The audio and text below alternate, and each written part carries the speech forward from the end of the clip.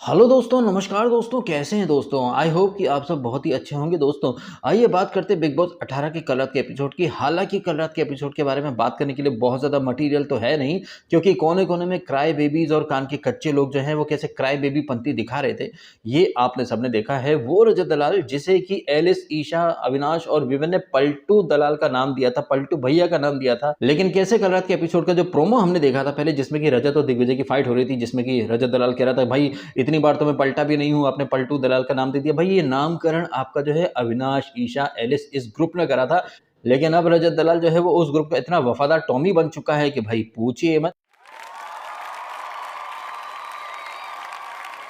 हालाँकि रजत दलाल और दिग्विजय के बीच में ये जो आर्गुमेंट वगैरह हो रहे थे, ये एपिसोड से भाई काट दिए गए, सिर्फ हमें प्रोमो वगैरह दिखाए गए। और ये तो शायद आपने भी महसूस करा होगा, ऑब्जर्व करा होगा कि ऐसे कई सारे सेगमेंट या कई सारी बातें जहाँ पर दिग्विजय अच्छे से काउंटर कर रहा है, वो सारे सीन प्रोमो में दिखते हैं लेकिन एपिसोड से काट दिए जाते हैं। जैसे कि प्रोमो में दिग्विजय एक बात और कर रहा था कि भाई जो लोग बिलो द बेल्ट जाकर के मेरा मजाक उड़ाते हैं, भाई उनको तो मैं नहीं देने वाला हूँ। मतलब बोलती बंद कर रहा था वो एक तरह से रजत दलाल की, लेकिन ये सारे सीन एपिसोड से कट कर दिए गए। एंड आई थिंक ये सारी बातें तब हो रही थी रजत और दिग्विजय के बीच में, जब करण और अविनाश इनका जब आर्गुमेंट होता रहता है, जब ये श्रुतिका भी मजे लेती है कि इसके पास चावल का कंट्रोल ज्यादा है। हालांकि करण वहां पर काफी अच्छी बातें ही कर रहा था कि ये लाडला डिसेना जो है ये अन्न वेस्ट नहीं करता है, फूड वेस्ट नहीं करता है, इसको मैं ज्यादा दूंगा।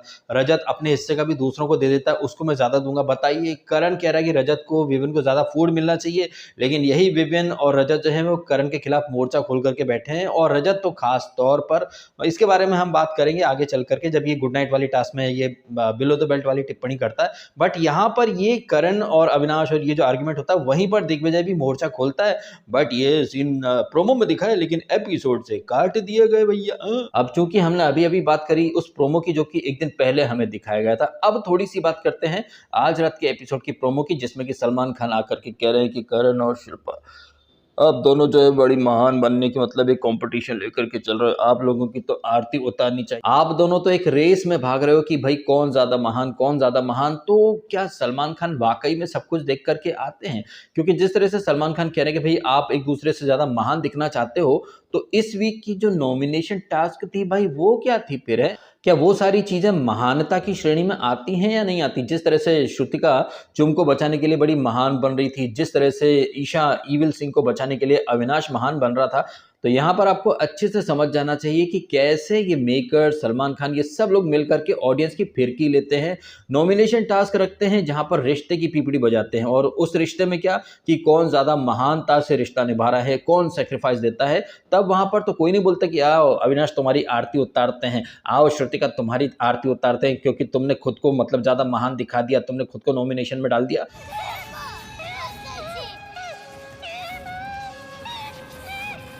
अब ये सारी बातें आपने भी देखी हैं बाहर बैठकर, हमने भी देखी हैं, एंड आई एम श्योर कि सलमान खान ने भी ये सारी चीज़ें एक नहीं दो दो बार देखी होंगी, क्योंकि सलमान खान तो खुद क्लेम करते हैं कि शो बिल्कुल भी स्क्रिप्टेड नहीं है और सलमान खान एक एपिसोड को दो दो बार देखते हैं। अब ये सलमान खान जो कि बाहर इतने बिजी रहते हैं, उनके पास इतना वेला टाइम है कि एक एपिसोड को दो दो बार देखते हैं, कुछ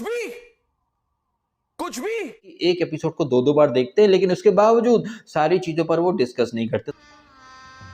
गजब बेइज्जती है। तमाम बातों का निचोड़ ये है कि वो मेकर जो कि नॉमिनेशन टास्क में कौन महान की पीपड़ी बजाते हैं, आज रात के एपिसोड में सलमान खान के थ्रू, अरे आप तो महानता दिखा रहे हो, ये महानता दिखाने का शो थोड़ी है। अगर ये महानता दिखाने का शो नहीं है, दैट मीन्स ये एक गेम है, और अगर ये गेम है आगे बढ़ने का, तो फिर दिग्विजय को क्यों टोंट मारे जाते हैं जब वो कहता है कि भैया मैं यहाँ रिश्ते बनाने नहीं आया हूँ, मैं तो यहाँ गेम खेलने आया हूँ। अगर वो बोले कि भैया मैं गेम खेलने आया हूँ, तो वो गलत है। बट यही चीज सलमान खान बोल रहे कि भैया आप महान क्यों बन रहे हो, सीधे सीधे गेम खेलो ना, तो भाई साहब सब सही हो जाता। मतलब चित भी इनकी, पट भी इनकी। इसका जबरदस्त एग्जांपल आपको आज रात के एपिसोड में दिखाई देगा, जब सलमान खान आकर एक अलग ही नैरेटिव बनाने की शुरुआत करेंगे। एनीवेज, अब आ जाते हैं कल रात के एपिसोड के ऊपर, तो जिसमें कि आपने देखा कि एक दिन पहले वो जो राशन सप्लाई की जो टास्क थी, जिसमें कि ज्यादातर राशन जो है अंडे, चावल, दूध, गोभी, प्याज वगैरह, ये सब कुछ दिग्विजय और करण की कस्टडी में में आ चुका है। और वो इविल ईशा सिंह जो कि सिर्फ नाम के लिए टाइम गॉड बनी है, ये वही लोग हैं ना जो दिग्विजय को इंटर्न टाइम गॉड बोला करते थे, करण को ऑलमोस्ट टाइम गॉड। तो क्या उसी लॉजिक के तहत हम इविल ईशा सिंह को पावर विहीन या फिर पावरलेस टाइम गॉड नहीं बोल सकते क्या, क्योंकि इसके पास तो कोई पावर ही नहीं है। और आई थिंक बिग बॉस ने भी जान लिया था अच्छे से कि भाई ये जो टास्क थी टाइम गॉड बनने की, इसमें ज्यादा मेहनत उन लोगों ने करी जो कि टाइम गॉड की रेस में नहीं थे, और जो टाइम गॉड की रेस में थे वो तो सिर्फ पीठ पर बेताल की तरह पड़े हुए थे ऑन द मूव। इसीलिए बिग बॉस ने थोड़ा दिमाग लगाया और ये जो पावर का जो एक गुलदस्ता मिलता है टाइम गॉड को, उस गुलदस्ते में से काफी सारे फूल उठा करके इस टास्क के थ्रू करण और दिग्विजय की टोकरी में डाल दिए। अब राशन जो है वो पूरी तरह से इन्हीं के कंट्रोल में है, और इसी बात के ऊपर ये छिले हुए गुर्दे दिखा रही थी इविल ईशा सिंह इसको, अविनाश को, कि मैं मेक श्योर करती कि हर राउंड में तू ही जीतता, तूने राशन क्यों नहीं रखा, ये वो। और अविनाश मिश्रा वहां पर अपने अलग जैज देता है कि मैंने राशन के ऊपर रट्टा तब करा था जब मेरे पास एक रीजन था, एक वो था मेरे पास मुद्दा, लेकिन अभी कोई मुद्दा नहीं है भाई, मैं क्यों राशन के लिए मारा मारी करूं, मैं खाने के ऊपर ज्यादा लफड़े नहीं कर सकता। उसके अपने वाजिब पॉइंट हैं। वहीं ये जो इविल ईशा सिंह है ये कहीं ना कहीं साबित करना चाहती थी कि भाई मैं टाइम गॉड बनी हूं लेकिन मेरे को तो कोई अधिकार मिला नहीं,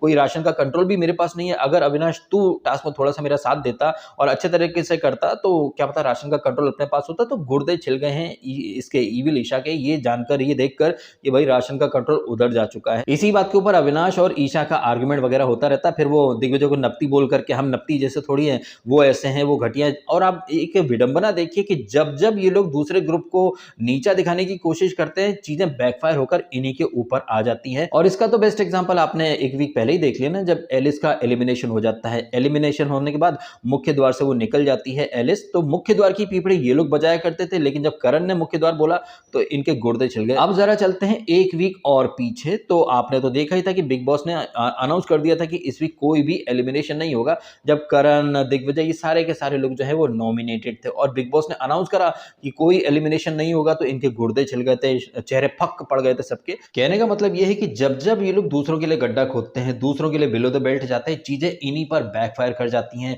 इन लोगों ने चाहत को उससे लिंक करा था, लेकिन कैसे जब सारा आरफीन खान ने इनके ऊपर कुछ बोल दिया तो भाई इंस्टेंट कर्मा मिलते से कैसे बिलखने लग गए, हम भी किसी की बेटी है, हम भी किसी, मतलब परिवार हमारा। लेकिन तुम चाहत को आरफीन से लिंक कर रही थी तब तुम्हें बड़ा मजा आ रहा था। ये ईशा सिंह जिसने एक सेकंड की देरी नहीं करी थी चाहत को आरफीन से लिंक करने में, क्योंकि आरफीन जो है वो कहीं ना कहीं कंसोल करने की कोशिश कर रहा था, बिल्कुल उसी तरह से जिस तरह से कल रात को बग्गा इसको ईशा सिंह को कंसोल करा था। लेकिन कैसे ईशा, एलिस और ये अविनाश जो कि खुद को बड़ा क्लासी, सफिस्टिकेटेड, कूल और सबसे अच्छी अपब्रिंगिंग वाला बोलते फिरते हैं, इन्होंने एक सेकंड की देरी नहीं करी और चाहत को आरफीन से लिंक कर दिया था।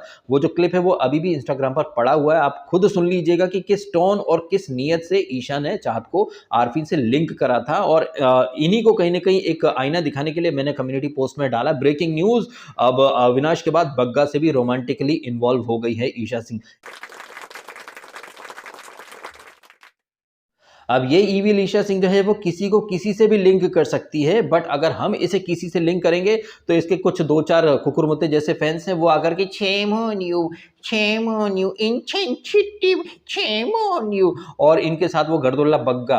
वैसे सुनने में आया कि बग्गा का एलिमिनेशन हुआ, कुछ खबरियों ने मतलब उड़ते उड़ते मतलब खबर उड़ा दी। वहीं कुछ खबरी कह रहे हैं कि भाई कोई एलिमिनेशन नहीं हुआ है, वहीं कुछ खबरियों ने कहा कि भाई ईशा एविल सिंह की अच्छी क्लास लग गई है, वहीं कुछ कह रहे हैं कि करणवीर की क्लास लगी है। अब क्या सच है क्या झूठ है ये तो खैर पता चलेगा। एनीवे, अब वापस आ जाते हैं एपिसोड के ऊपर। तो पहले ईशा के गुर्दे छिल जाते हैं और फिर बाद में इसके चाहत के गुर्दे छिल जाते हैं। और चाहत की अब नौटंकी देखिए, करण ने कोई उसको माँ बहन की गाली तो नहीं दी थी, करण ने सिर्फ इतना ही बोला था कि आप बोलोगे तो मैं दे दूंगा, बट आप अपना दिमाग लगाओ। लेकिन करण से नफरत में इतने ये अंधे हो चुके हैं, चाहे वो रजत दलाल हो, चाहे ये चाहत हो, चाहे वो श्रुतिका जो कि कल तक करण की खास थी, लेकिन अब वो भी बग्गा और इनकी संगत में आकर के करण के खिलाफ ही जहर उगल रही है। और इन सब के ऊपर वो ग्रांट रोड की छमिया, क्या नाम उसका, ईडन गार्डन की रोज, वो जिसको कि करण ने 4 घंटे अपनी पीठ पर लाद करके चला, वो भी इनके साथ बैठ करके मतलब इनकी हाँ में हाँ मिला रही है। एक बार भी इसने कुछ नहीं बोला कि भाई उसने कुछ भी हो, मुझे पीठ पर लाद करके चला था, प्लीज आप मेरे सामने ये बातें मत करो। लेकिन ईडन गार्डन की जो रोज है वो इतनी बड़ी एहसान फरामोश है, वो साबित कर रही है कि क्यों मैं इसको ग्रांट रोड की छमिया बोल रहा हूँ। मतलब कोई क्लास, कोई कैरेक्टर वगैरह कुछ भी नहीं है। जिस इंसान ने आपको मतलब 4 घंटे उठा करके रखा, एटलीस्ट थोड़ा तो मतलब रखो ना यार, कि यार भले ही कुछ भी हो आपके लिए, मेरे सामने आप इस तरह की बातें ना करो। लेकिन नहीं। और ये चाहत पांडे भाई कैसे तिल का ताड़ बनाती हैं, अंदर जाकर के टसुए बहाना शुरू कर देती हैं। और आपने चाहत पांडे के वर्ड सुने होंगे, कैसे वो जब रजत आता है तो कोई बात नहीं, छोटी सी बात थी, छोटी सी बात थी, अबे भूतनी की अगर छोटी सी बात थी तो छोटी सी बात के लिए आंसू क्यों बहा रही है? सीधी सी बात यह है कि तुमको मुद्दा बनाना था। और रजत दलाल जो है वो साबित कर रहा है बार बार कि न सिर्फ वो कान का कच्चा है बल्कि आंख का अंधा नाम नयन सुख वाले तेवर में भी रहता है। उसको सिर्फ कोई इतना बोल दे कि भाई करण ने ये बोला तो भाई वो मतलब बगावती तेवर लेकर के लड़ने पहुंच जाता है। हालांकि वो लड़ने नहीं गया लेकिन चाहत की जो एक तरफा बातें होती हैं उसे उसने सच मान लिया। और चाहत कितनी जबरदस्त नौटंकी कर रही थी, छोटी सी बात है, कोई बड़ी बात नहीं है, कोई बड़ी बात नहीं है। रजत जो कि बड़ा कैलकुलेटर लेकर के चलता है, समीकरण बनाता है, सीधा बोल सकता था कि चाहत एक तरफ आप कह रहे हो कि कोई बड़ी बात नहीं है, फिर आप अरे करण तो ऐसा ही है। और फिर जिस तरह से वो गुड नाइट वाली जो प्रमोशनल टास्क हुई थी वहां पर आपने शेरो शायरी की आड़ में करण को क्या क्या बोला, गंदा बोला, घिनौना बोला और भागने वाला बोला है। हालांकि करणवीर मेहरा ने सारी चीजें बड़े ही ग्रेस के साथ और स्पोर्टिंग तरीके से ली हैं, बट यही चीजें इनफैक्ट इन चीजों का अगर 10% भी अगर कोई रजत के लिए बोले तो उसके गुर्दे छिल जाते हैं। ये वही रजत दलाल है जिसको कि पलटू भैया का, पलटू दलाल का नाम दिया था ईशा एलिस ने, लेकिन अब वो उनके ग्रुप के तलवे चाट रहा है। और यही नहीं, इस एपिसोड में आप देखते हैं कि पैचअप हो जाता है। ईडन का नहीं, ये ग्रांट रोड की जो छमियां है ईडन, ये और रजत दलाल ये आपस में पैचअप कर लेते हैं। और रजत दलाल ने कल फिर से माफी मांग ली, शब्द वापस ले लिए। जब वो बोला कि मैंने आपको बोला था कि प्लास्टिक है, ये है नकली, तो मैं शब्द वापस लेता हूं। और ये कोई पहली बार नहीं है, बाहर की दुनिया में भी रजत दलाल गाली देता है फिर शब्द वापस लेता है। और ये जो ग्रांट रोड की जो सस्ती छमियां हैं, इसने भी बोला कि मैंने आपको पलटू दलाल बोला, ये बोला, मतलब पैचअप हो गया। मतलब थूकम चाटम की होड़ मची थी इन दोनों के बीच में, पलटू दलाल और ये ग्रांट रोड की सस्ती छमिया के बीच में। लेकिन क्या सलमान खान इन्हें बोलेंगे आरती वाला तेवर दिखा करके कि आप में तो होड़ मची थी, कौन ज्यादा थूकता है, कौन ज्यादा चाटता है। वैसे थूकम चाटम में तो कल ईविल ईशा सिंह भी कूद पड़ी। ये ईविल ईशा सिंह जिस दिग्विजय को नपती नपती बोलती है, एक दिन पहले बोला था कि मैं कुछ भी करूंगी तुमसे तो आगे रहूंगी जिंदगी में, लेकिन कल ये भी पैचअप वाले मोड में आ जाती है। पैचअप वाले मोड में, या फिर इसे लगता है कि अब अविनाश जो है वो हाथ से निकल रहा है तो किसी और को तो बकरा बनाओ, तो उसी फितरत के तहत ये दिग्विजय के ऊपर डोरे डालने की कोशिश करती है कि देख मुझे ऐसा नहीं बोलना था, मैंने तेरे से ज्यादा कुछ बोल दिया, बट जो भी हुआ ठीक है, उसे लेट गो कर दे और लेट्स मूव ऑन। मतलब यहाँ पर भी थूकने चाटने की एक शुरुआत करती है कौन, ईविल ईशा। और रीजन क्या है ये तो आपको मैंने बता ही दिया है, क्योंकि अविनाश जो है वो हाथ से निकल रहा है।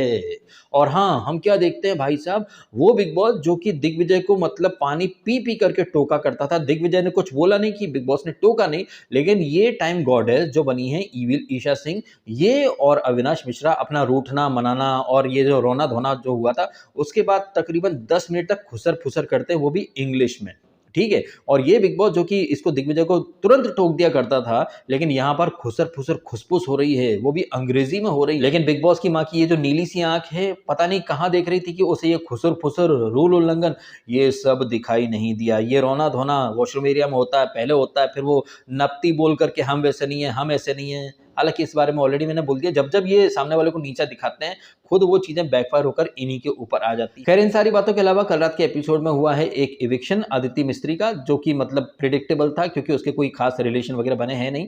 और ईडन गार्डन की रोज और ये यामिनी जो है वो बच जाते हैं। कल रात को फिर से यामिनी के साथ घर वालों ने प्रैंक करा है, जिस तरह से चुड़ैलों के वारिस सारा अरफीन खान वापस से चुड़ैल बनती है, कभी जमीन पर रेंगती है, कभी औंधी हो जाती है। और बग्गा या फिर वो चाहत, ये क्या जबरदस्त एक्टिंग कर रहे थे। एक्टिंग तो खैर ये यामिनी भी कर रही है, 30-35 की है, लेकिन बच्चे की तरह बिग बॉस ये बहुत बुरे लोग हैं, बिग बॉस